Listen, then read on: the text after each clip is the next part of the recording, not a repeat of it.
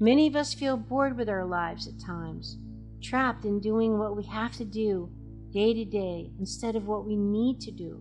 To feel such a strong, sudden attraction towards something can, in fact, be a positive pull towards our true purpose. Feeling inspired towards a purpose gets us there a lot faster. Following a siren, in this case, leads to growth and joy. In today's busy world, how can we find the inspiration, knowledge, and energy to live a healthy and empowered life? If we balance and harmonize our mind, exercise our body, live according to the laws of nature, and connect to spirit, can we find a way to heal, become our authentic self, and live our purpose with love? I am your hostess, Amy Fournier, and welcome back to Awakening Aphrodite. Hey, I bet you work out. Yeah, you know I do, right? It's an essential component of a healthy lifestyle. But did you know that if you work out and if you sweat a lot and if you're stressed a lot and you do any kind of intermittent fasting or fasting at all, you might want to look into getting electrolytes into your diet. I have them every single day. It's the first thing I have in the morning, and there's one company that is definitely my favorite. Paleo Valley. You can get the complete benefits of trace minerals and electrolytes that are found in an unprocessed medium with ancient sea salt included, organic coconut water, and seaweed extract without any of the refined sugar or synthetic ingredients and chemicals that most electrolyte drinks have. So this is a great product. I love it. Check it out on my website, eStore.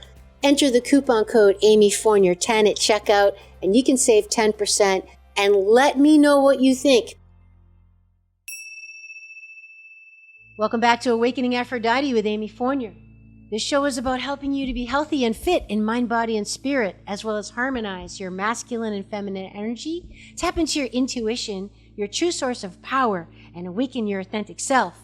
Today is a Fast Friday. These are bonus episodes that we throw in every other week, just in addition to our regular Tuesday full episodes. Today is part of the series that we're doing on Goddesses and Sirens by the amazing book by Stacey Demarco.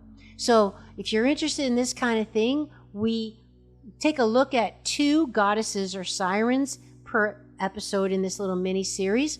And each one is picked by me personally because I think they're really cool and we can learn something from them. So if you're interested, go ahead and look for these episodes. This one, we're going to talk about Athena and the Sirens. Athena's key word is strategy. Use your head rather than your heart. Formulate a wise strategy. Plan ahead for best results.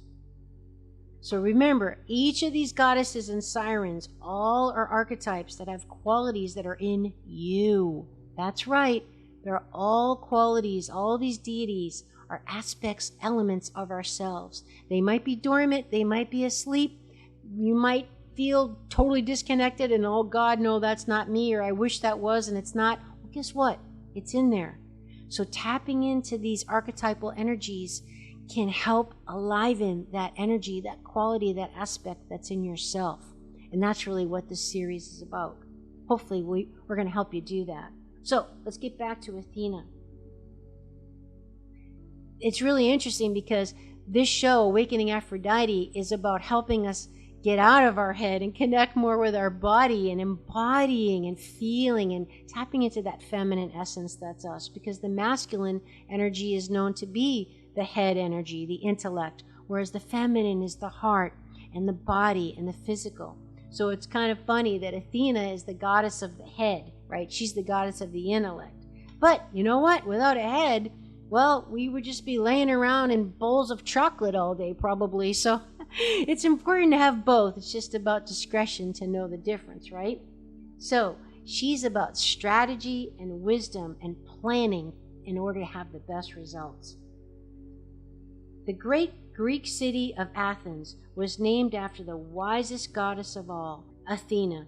Beautiful, strong, refined, and rational, Athena thoughtfully encourages and leads humans and favorite heroes. Her avatar, an owl, symbolizes her reputation for wisdom. The ancient Greeks loved Athena and built many temples in her honor. The virgin daughter of Zeus, Athena was born from his brow and sat by his side in Olympus, helping him in all the decision-making. A goddess with many attributes, including weaving, scholastic attainment, intelligence, philosophy, and olive oil production. I bet you didn't know that. Influences many aspects of life.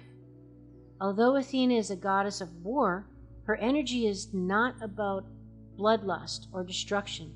Instead, her influence is more in strategy and leadership, which of course brings about protection as well as the resolution of disagreements without spilling blood, a valuable asset. Athena features strongly in the myths of ancient Greece. She played roles in the fall of Troy, the adventures of Perseus, and the trials of Odysseus. One story says that Poseidon and Athena argued over who would claim the as yet unnamed city of Athens. Athena suggested that the people vote for their patron deity by deciding who gave them the best gift. Poseidon gave the city a saltwater spring, which allowed them the ability to sail and trade, a key to the success of a harbor city. The water could not be drunk, though, only used for transport. Athena gave the gift of the olive tree, from which citizens could glean oil, food, and wood. The citizens of Athens declared Athena the winner and made her the patroness of the city. When you need a little bit more wisdom, Athena gives clear, prompt advice. She is a queen of strategy and therefore invaluable in helping us in working our way out of a convoluted dilemma. Whether it be a big game, an election, a job interview, or simply a situation that requires a careful, planned approach, ask Athena for help when you plan any kind of strategy or need any sharp intelligence to solve a problem. Remember, these qualities are in you. They're archetypes. She is a very modern and enduring energy that you can call upon almost every day. But, like all archetypes, all their positive qualities have a flip side. Yep, the dark always has the light, my friend. The world is full of polarities. The shadow side of Athena.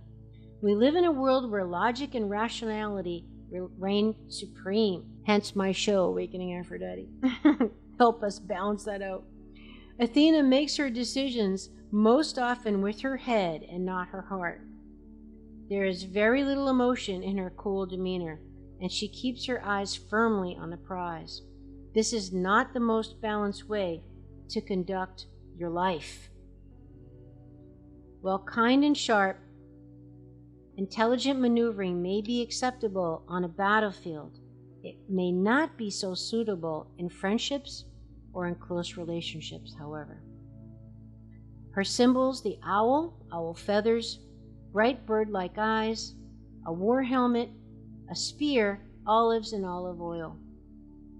So there you go. The dark and the light of all these archetypes, knowing when to tap in and when to let go. And now we'll talk about the sirens. The sirens are symbolic of temptation. Their invocation is, you may be tempted to stray from your goal or intention. You may receive an offer that is difficult to refuse. Do not underestimate your ability to attract people to your cause. So this is great. How often are we distracted or we procrastinate from a task or a goal or something that we're saying is important to us? You've probably heard the expression, the siren song, right? So let's learn about the sirens. The sirens were originally 3 young companions of the goddess Persephone, and we did an episode of goddesses and sirens in this series here on Fast Fridays on Persephone. We could put that in the show notes, but you definitely want to check that out. That's a classic. And I get into Persephone a lot in my online course. She is the symbol of the maiden. So, the sirens played games with Persephone and sang to her with their sweet voices until she disappeared. Frightened and unsure of exactly what happened, they were enlisted by Persephone's grieving mother, Demeter, who gave them wings and their bodies of birds so that they could travel around the world more easily to look for their friend. Across the world they flew, but they could not find her. Eventually, they forgot their mission and made their home on the flowery island of Anthromosia. Some versions of the myth state that Demeter became angry at the way they gave up looking for Persephone. Not only did she not change them back to maidens, she also cursed them so that anyone who heard their song would be lured to them, and the sirens would have the urge to kill the person. So these lovely yet deadly women sat on the cliffs of the sea, singing their dangerous songs, luring any man who happened to hear them to his death. The hero Odysseus encountered these creatures during one of his adventures sailing through the islands. Luckily, the goddess Circe, daughter of the sun god Helios, had warned Odysseus of the horror of the sirens. She advised him to block his ears and block the ears of the crew with wax, and if he wished to experience the sound that had been the downfall of so many before him, he should instruct his crew to tie him to the mast of the ship. This way, even if he wanted to, he could not follow the sirens' call. Sure enough, the sirens began to swoop and sing when Odysseus' ship came into view. His mind, body, and spirit were filled with the sound as the sirens sang and played their harps louder and louder. As he was tied to the mast and his men could not hear him and them, he remained secured and safe, even though he was desperate to join the women. Finally, the boat sailed well away from the sound, and the sirens stopped their song. Odysseus had survived, but the power of the sirens ended. Demeter's curse also stated that should anyone pass by unmoved by their sound, the sirens would no longer live. The beautiful bird women threw themselves into the sea, where they became rocks. Later, versions of the sirens myth depict them as mermaids and mermaid-like, complete with a fishtail. The word siren has come to mean a woman who is extremely tempting, or one who draws men irresistibly to her. The term siren song, which I referred to at the beginning of the show, is an attraction that is almost impossible to resist, and if heeded, will often end badly. A loud wailing noise that warns people of danger has also become known as a siren, right? Like on an ambulance. Get it?